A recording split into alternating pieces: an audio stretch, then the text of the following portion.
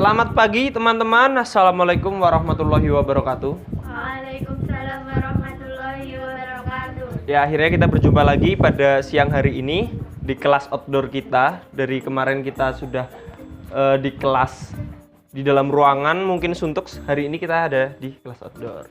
Nah, jadi kemarin kita sudah membahas mengenai anatomi kamera dan segitiga exposure.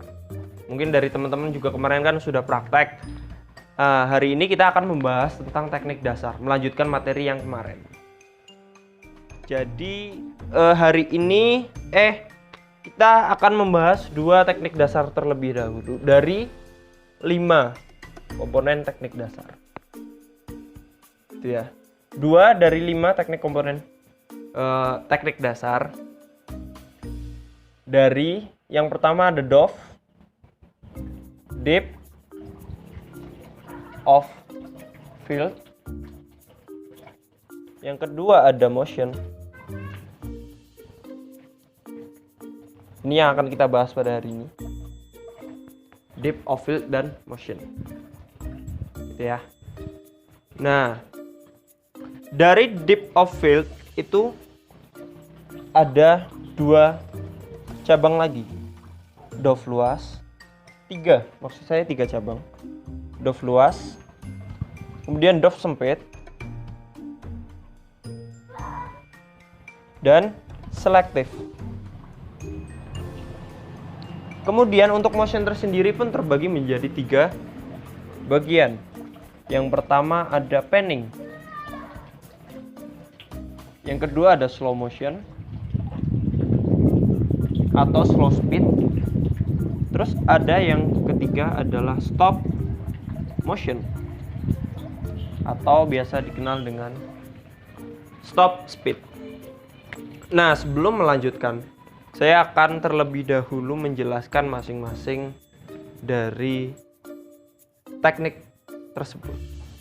Yang pertama ada depth of field. Apa sih depth of field itu?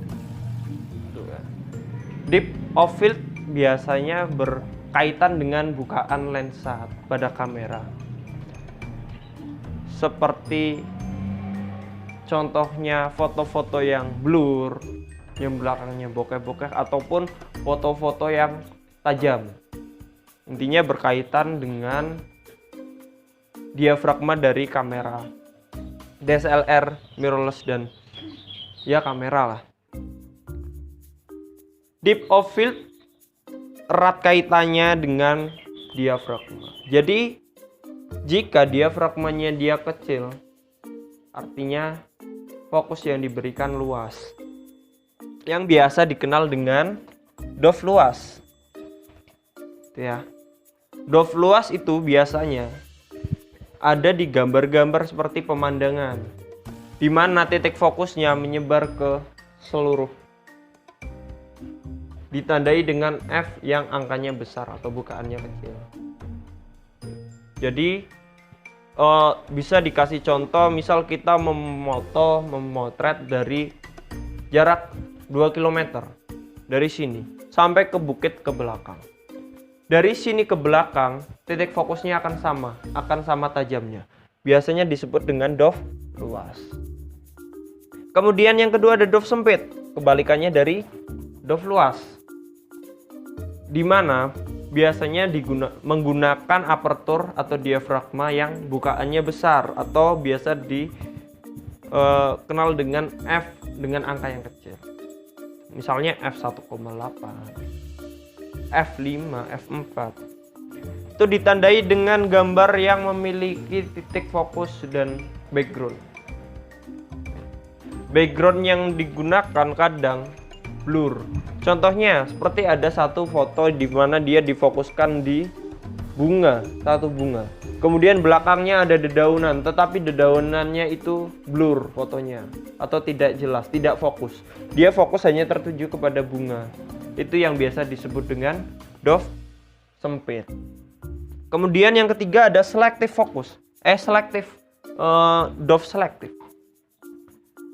Itu tidak jauh berbeda dengan depth sempit, tapi dari titik fokus yang digunakan itu dia diseleksi. dia memilih fokus mana yang mau dia pakai. Sebagai contoh begini, jadi selektif dia itu memiliki yang namanya foreground, atau bisa dikatakan itu adalah background tapi di depan, namanya foreground.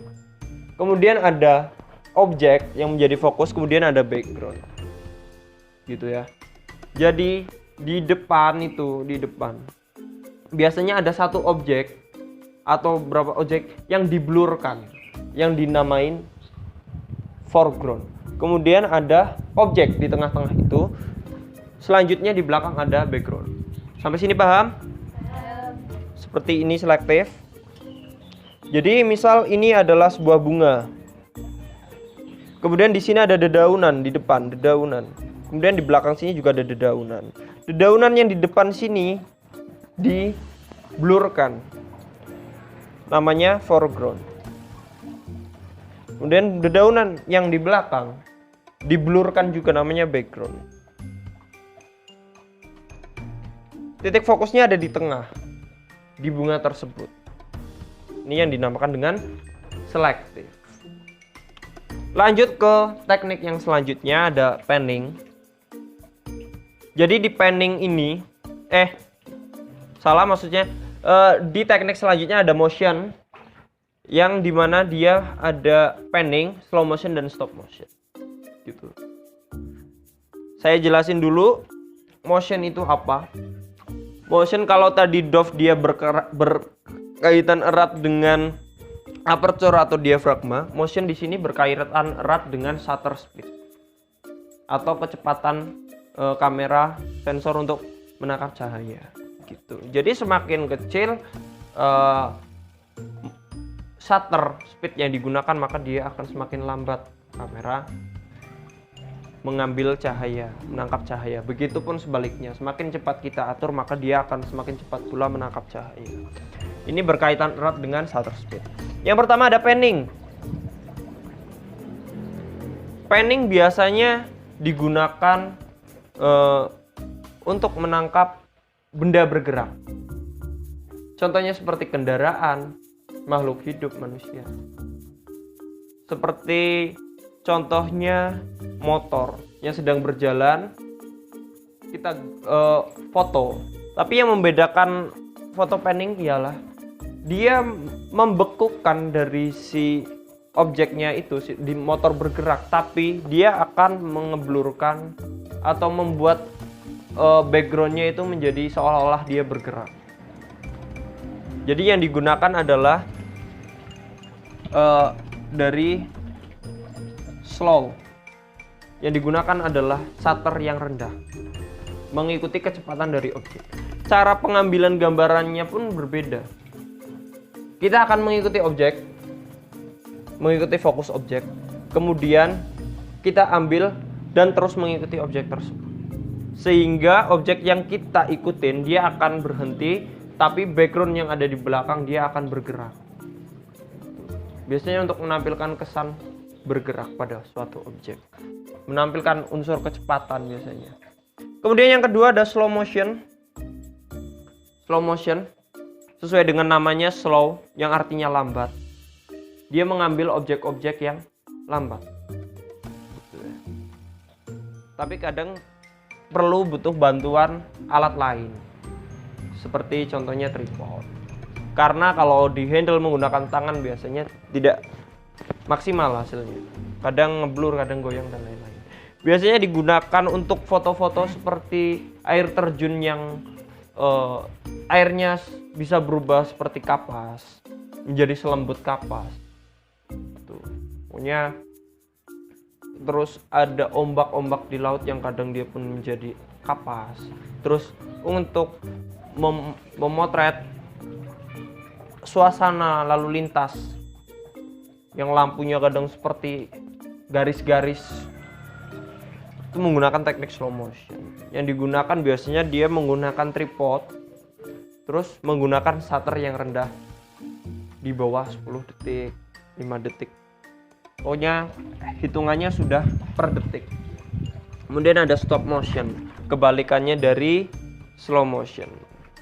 Tujuannya itu dia membekukan suatu objek gitu. Jadi objek yang bergerak dia buat menjadi berhenti. Freeze. Biasa dikenal dengan freeze. Seperti biasanya foto-foto olahraga, foto-foto balapan. Yang dia banyak gerak, tapi banyak orang yang mengambil fotonya itu menjadi foto-foto berhenti agar momennya terlihat. Contohnya seperti foto-foto balap motocross. Biasanya dibuat menjadi stop. Itu biar apa? Biar partikel-partikelnya terlihat. Biar detailnya terlihat. Biasanya menggunakan speed di atas 1/800 sampai 1/4000 sampai ke atas ya, gitu. Biasanya digunakan untuk gambar-gambar levitasi juga, seperti contohnya kalau anak-anak muda sekarang itu foto orang melompat dijadiin dia menjadi berhenti gitu. Itu menggunakan teknik yang namanya stop motion. Nah, habis ini sudah ada gambaran kan gimana teknik-teknik tersebut. Jadi habis ini nanti saya kirimkan gambar di grup kelas kalian. Ini untuk pemahaman kalian saja. Nanti kalian pilih dari gambar-gambar yang sudah saya kirim, udah saya kasih kode. Nanti akan saya tanyakan ke kalian. Cepat-cepatan. Kalian memahami gambar itu masuk ke teknik yang mana? Nanti tak kasih poin. Berhubung ini anaknya cuma 2, jadi nanti tak kasih poin. Siapa yang paling tinggi nilainya akan saya berikan reward. Rewardnya rahasia. Jadi nanti ada beberapa gambar yang saya kirim untuk kalian. Nanti silahkan kalian pahami gambar tersebut. Saya kasih waktu mungkin 5 menit untuk kalian memahami. Kemudian tulis jawaban kalian di buku kalian, di kertas. Kemudian nanti saya tanyakan ke kalian dengan harapan kalian sudah paham apa foto-foto, apa itu tekniknya apa. Itu nanti diajukan. Silahkan, sudah saya kirim fotonya. Silahkan untuk kalian amati. Sudah habis untuk kalian mengamati gambarnya. Sekarang saya akan menanyakan. Silahkan kalian yang udah tahu bisa tunjuk tangan. Ya kita berapa? A11 panning, Pak. Kenapa? Karena objek yang diambil merupakan objek bergerak, sedangkan backgroundnya ngeblur, Pak. Ya bagus ya kita ya, jawabannya benar. Selanjutnya ya Ayu. A1 stop motion, Pak. Kenapa? Karena objek yang diambil berhenti. Terlihat dari partikel air yang detailnya terlihat jelas, Pak. Oke, bagus sekali Ayu, jawabannya benar.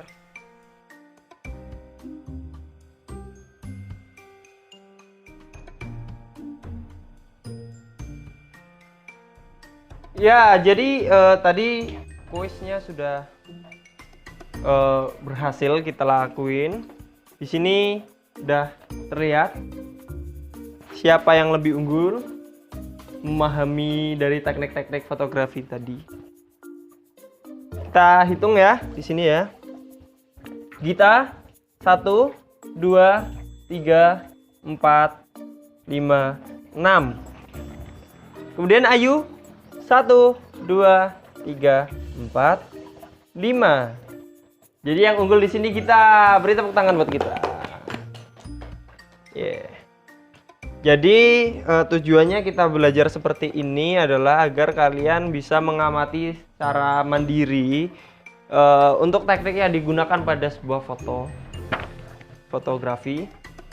Teknik yang digunakan apa, kalian bisa mengamati dari gambar tersebut yang nantinya bisa kalian praktekkan langsung menggunakan kamera. Nanti kalian bisa hunting, menerapkan teknik yang sudah kalian pelajari, yaitu tadi ada dove dan motion gitu ya. Terus ada pertanyaan sampai sini? Tadi katanya yang menang dapat reward, Pak. Oh ya, untuk pemenangnya tadi Gita dengan poin 6 ya. Untuk rewardnya sendiri nanti akan dapat sesuatu dari Pak Guru. Nanti bisa kalian dapatkan di pertemuan selanjutnya, nanti tak kasih gitu ya. Nanti nilainya juga akan jauh lebih.